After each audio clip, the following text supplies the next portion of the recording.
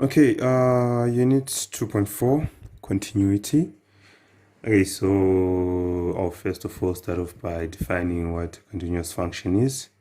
So a function is continuous at a point A, at a point x is equal to A, if the limit as x approaches A of our function f of x is equal to f of A. So that is basically what a continuous function is. Okay, and in order for us to prove continuity or test continuity, we need to test three things. So the first thing, f at A must exist. So if you plug your A into your f of x, then that value must exist. And then limit as x goes to A of f of x must also exist. And lastly, the limit as x approaches A of f of x should be equal to your f of A. Hence, it's just basically saying your 2 must be equal to your 1. Okay, if any one of these three fails, then you can consider your f as discontinuous at the point A. For example,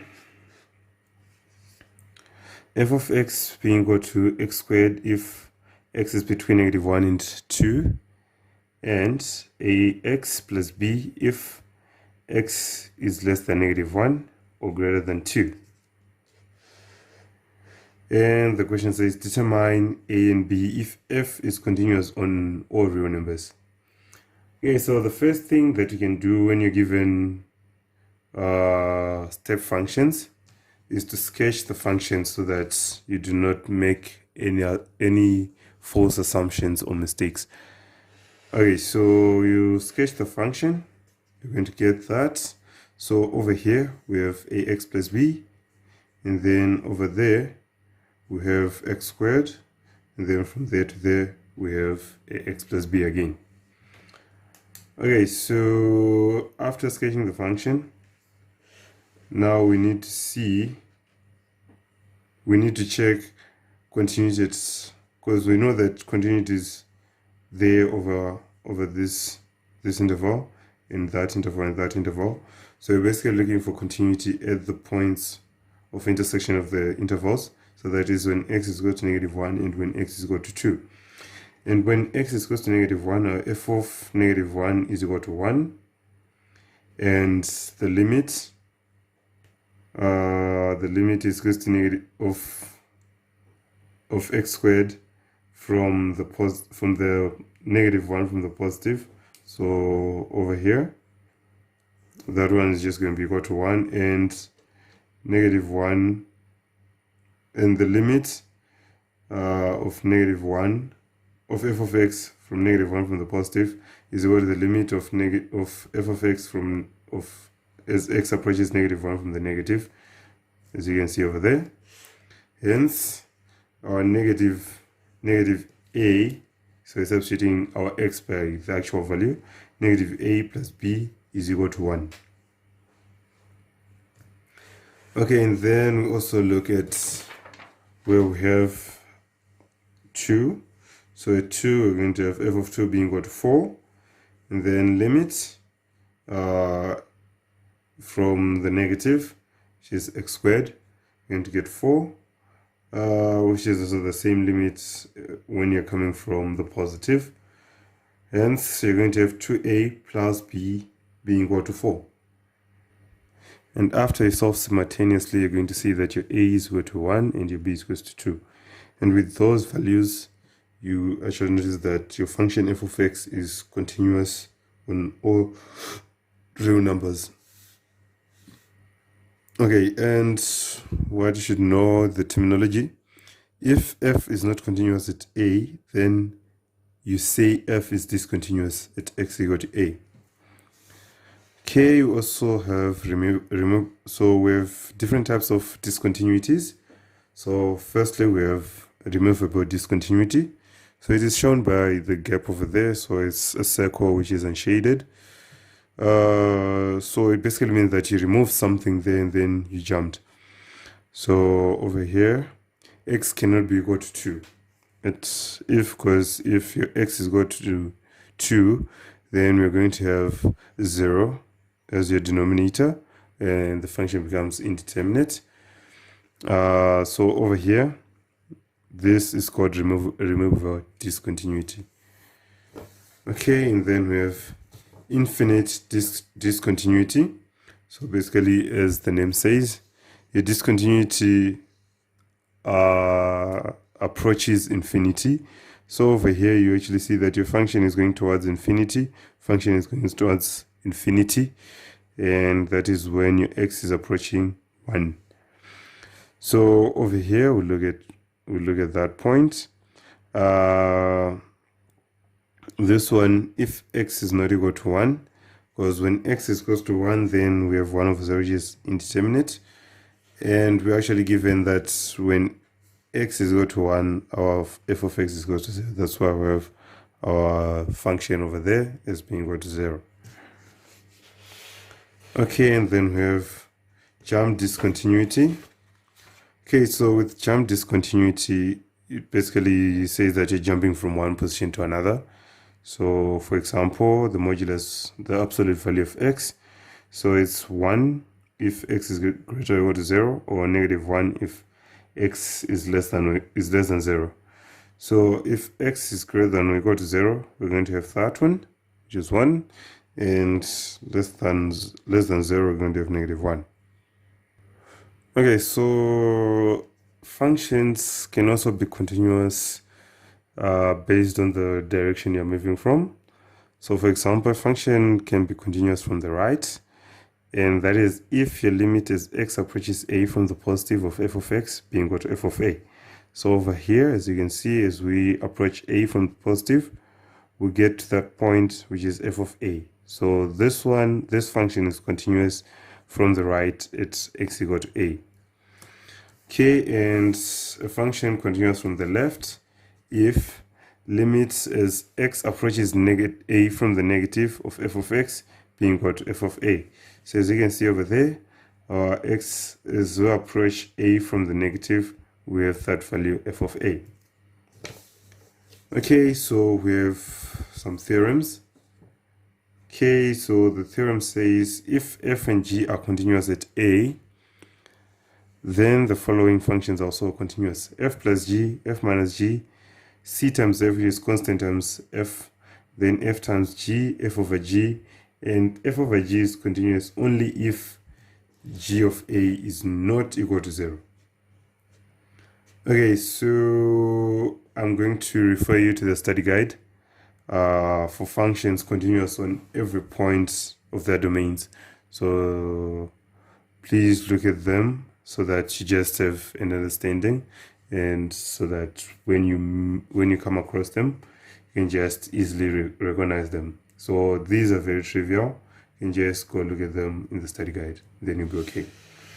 Okay, another theorem.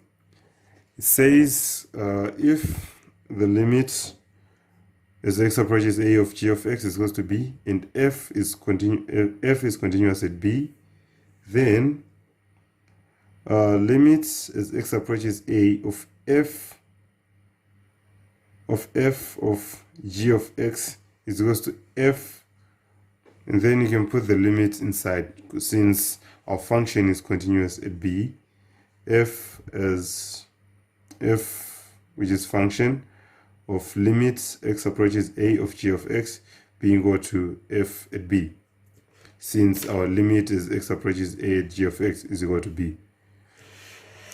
Okay, and lastly we have theorem 9.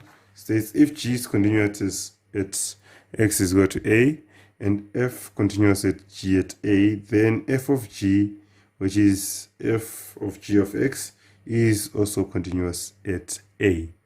So that's the whole theory from unit 2.4. Okay, so moving on to the questions. Our first question is f of x continuous at x equal to 1, given that your f of x is equal to 2x squared if x is less than 1, and negative x plus 3 if x is greater than 1. Okay, so we need to test for 3 things. So the first thing, does f at 1 exist? So f at 1, we actually find it over there. That will be negative x plus 3, which is negative 1 plus 3, which is equal to 2. And then we also need to find the limit. The limit of limit as x approaches 1 of f of x. So since our function is split up, we're also going to split up from the negative and then from the positive. Okay, so from the negative, actually gets 2x squared, just 2 times 1 squared, just 2. And limit as x approaches 1 from the positive of f of x will be equal to negative 1 plus 3, which is equal to 2. So actually see that the two limits are the same. So limit as x approaches 1 of f of x is equal to 2. Hence, limit as x approaches 1 of f of x is equal to f of 1. So all of our conditions are satisfied. Hence, our function f of x is indeed continuous at x equal to 1. The next question is, find k such that f is continuous at x equal to 2 if f of x is equal to kx plus 4, if x is less than 2, 5 if x is equal to 2, x squared plus 2k if x is greater than 2. Okay, so indeed f at 2 exists and it's equal to 5.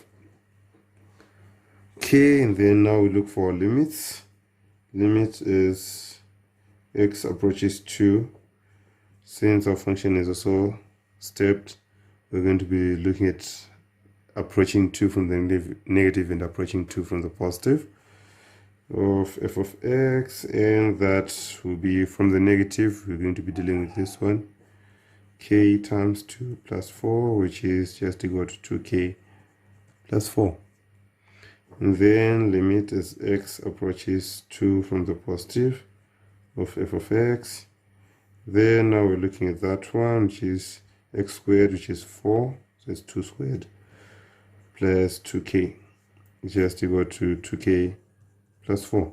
So since both our limits are the same, we can agree that the limit as x approaches 2 of f of x is equal to 2k plus 4. And for this to be continuous, this limit 2k plus 4 should be equal to this value is equal to 5. Therefore 2k being equal to 1 and k being equal to a half. So it all comes down to the definition of continuity of a function. Okay, next question. Consider the function f of x being equal to k sine x plus 2 if x is greater or equal to negative 2, and k plus x minus 2 squared if x is less than 2, negative 2. Okay, and then the question says find the values of k such that f is continuous at x being equal to negative 2. Okay, so f at negative 2 does exist over here, and then that will be equal to k sine 0, and sine 0 is 0, so this value becomes 0. So f at negative 2 is just equal to 0. Okay, now we need to look for the limit as x approaches negative 2 from the negative of f of x. We're approaching from the negative using this function. So it's k plus negative 2 minus 2 squared. So this negative 2 minus 2, that's negative 4 squared, makes it 16. So that becomes k plus 16. Then limit as x approaches 2 from the positive of f of x. Now we're dealing with this one. So it's k, or it's negative 2 over there. So it's k sine of x plus 2, which is negative 2 plus 2, giving us 0. Therefore, according to our definition of continuity, we need these limits to be the same.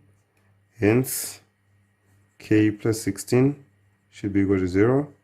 hence your k being equal to negative 16. And if our k is equal to negative 16, then our limit is going to be 0, and then limit at x approaches negative 2 of f of x will be equal to f of negative 2, which is equal to 0. Therefore, our function is now continuous at x being equal to negative 2. Okay, so the next question says f of x is equal to 3x over x squared plus x if x is greater than 0, and 3 if x is equal to 0, sine 3x over x if x is less than 0. Okay, the question says, is the function continuous at x equal to 0? Let's answer that one first. At x equal to 0, our f of 0 is equal to 3. Limit as x approaches 0 from the negative, and with this one being equal to sine 3x, which is just sine 0 over 0. Then that would be 0 over 0, which is undefined. Okay, so as we know, this is indeterminate. So instead of direct substitution, we can notice that we have sine 3x over x.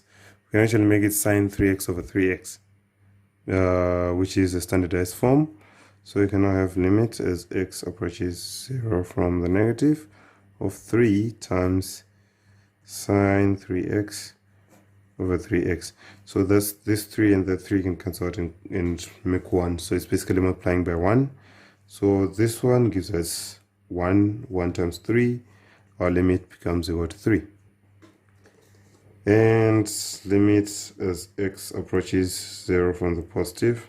Now we're substituting in there. Okay, let's see. So over here, if we directly substitute, then we're going to have 0 over 0. So let's try using factorization. So it'll be like 3 over x plus 1. So we factored out x cancels out throughout. And if we substitute here, we're going to get 3.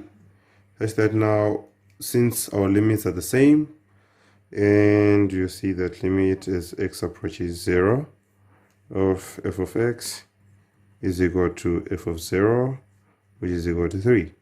Hence, our function is indeed continuous at x equal to 0. Okay, so here they said explain your answer by clearly using the definition of continuity.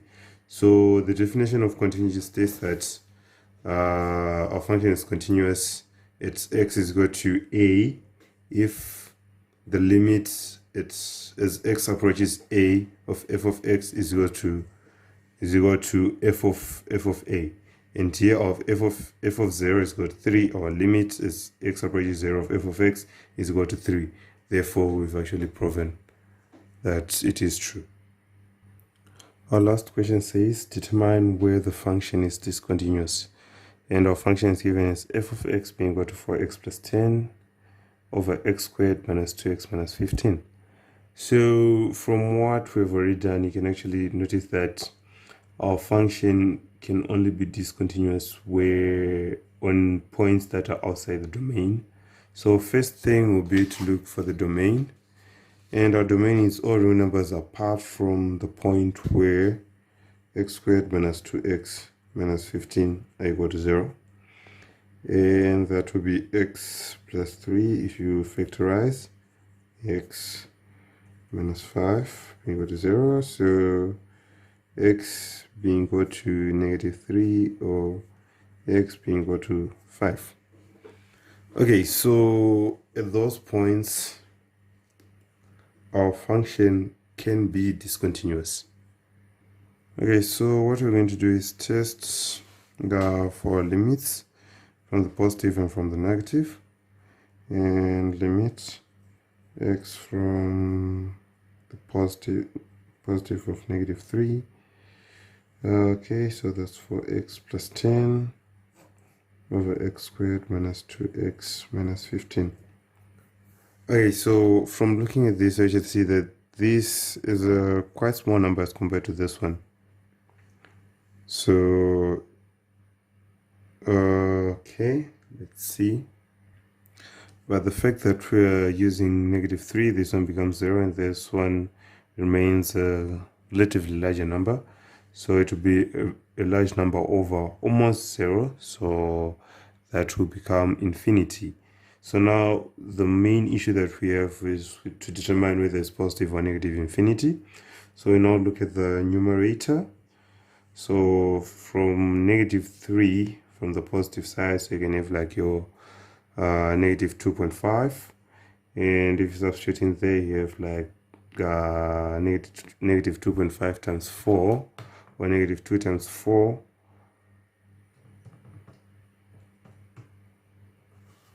Okay, which is okay, so something like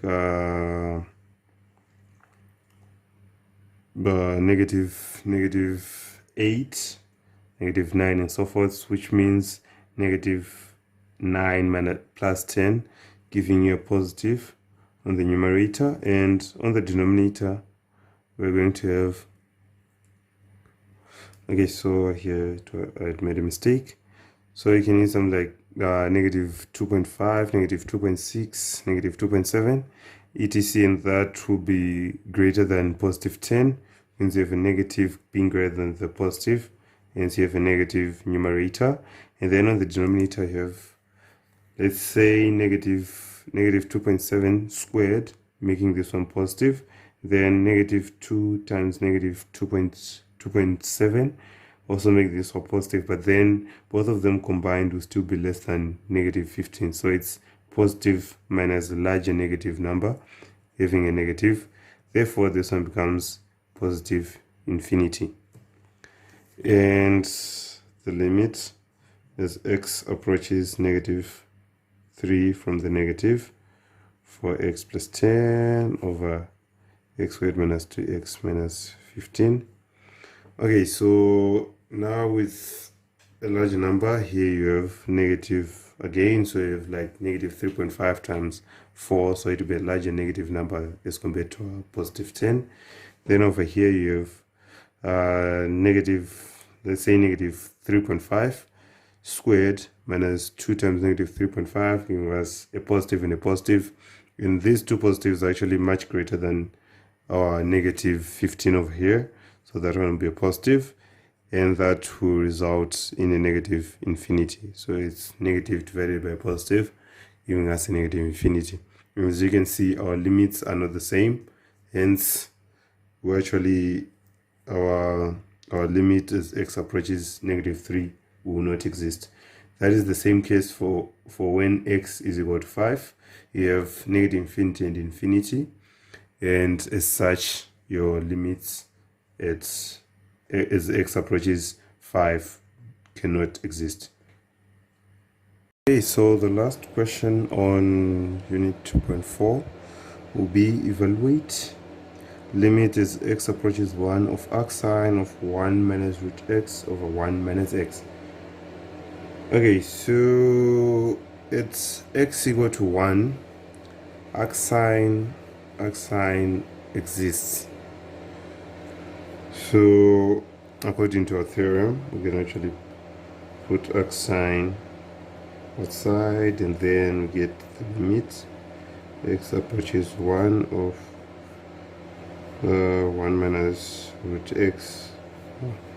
Let me just rewrite this. So it's arcsine limit as x approaches 1 of 1 minus root x over 1 minus x. And we do know that when we see this, we know that we have to rationalize the numerator. So this becomes arcsine as limit as x approaches 1 minus root x over 1 minus x multiplied by 1 plus root x over 1 plus root x, which becomes arcsine limit is x approaches 1 of 1 minus x over 1 minus x multiplied by 1 plus root x. Okay, and over here, if we substitute for 1 after we've done that, we have x sign. As x approaches 1, we have 1 over 1 plus root 1, which is 1 over 2. Hence we just have x sign of a half, and that will be how we find our solution. So please just go through the theory again and see if you mastered all the concepts.